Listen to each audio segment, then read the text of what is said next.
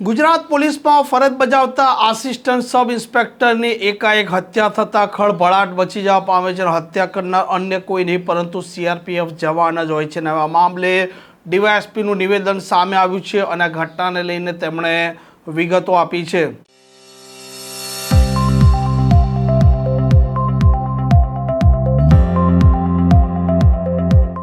નમસ્કાર, આપ જોઈ રહ્યા છો હોટલાઇન ન્યૂઝ અને હું છું આપની સાથે તોફિક ગાંચી.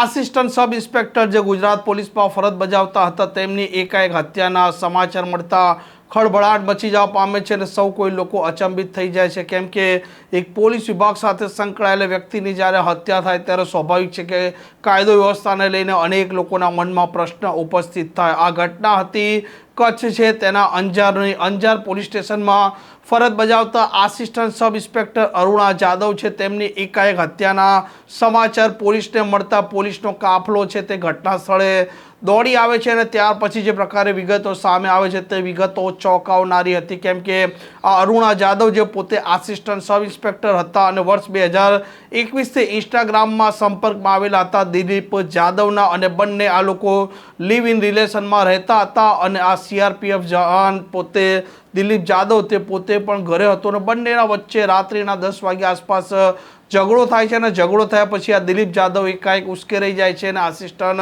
સબ ઇન્સ્પેક્ટર અરુણા જાદવ જે તેમના પ્રેમિકા હતા તેમની ગળું દબાવી હત્યા કરી દે છે અને સવારના સમયે તે પોલીસ સ્ટેશન હાજર થયા છે ત્યારે પોલીસને સમગ્ર મામલાની ખબર પડે છે.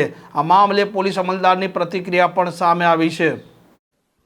અંજાર પોલીસ સ્ટેશન ખાતે ફરજ બજાવતા મહિલા એએસઆઈ અરુણાબેન જાદવની એક હત્યાનો બનાવ બનેલ છે. આ સમગ્ર બનાવની હકીકત જોઈએ તો આરોપી દિલીપ જાદવ દ્વારા ગઈકાલે રાત્રે 10 વાગ્યાની આસપાસ અરુણાબેનનું ગળું દબાવીને હત્યા કરવામાં આવેલ હતી.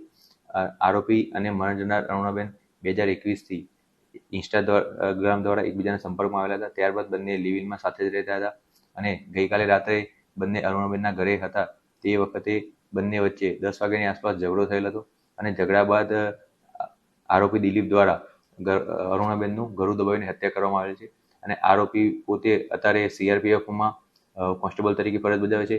ત્યારબાદ આરોપી દ્વારા સવારે સામેથી અંજાર પોલીસ સ્ટેશન ખાતે સરેન્ડર કરવામાં આવેલું, જે બાદ પોલીસને આ બનાવની સમગ્ર હકીકતની ખબર પડતા પોલીસ દ્વારા આ બાબતની આગળની તપાસ તજવીજ ચાલુમાં છે. આમાં દિલીપ જાદવ છે, દિલીપ જાદવ પોતે સીઆરપીએફમાં કોન્સ્ટેબલ તરીકે ફરજ બજાવે છે અને હાલ જે પ્રકારે સમાચાર મળી રહ્યા છે તે મુજબ હાલ તે મણિપુરમાં છે. પરંતુ આ દિલીપ જાદવે તેમના પ્રેમિકા જે પોતે આસિસ્ટન્ટ સબ ઇન્સ્પેક્ટર છે ગુજરાત પોલીસમાં છે તેમને જ કોઈક કારણસર ગળું દબાવી હત્યા કરી દીધી છે અને હવે આ મામલે આરોપી છે તેને પોલીસે ઝડપી લીધો છે અને તપાસના અંતે સાચું કારણ બહાર આવશે કે દિલીપ જાદવે તેમની પ્રેમિકાની કેમ હત્યા કરી હતી, કયા મામલે ઝઘડો થયો હતો.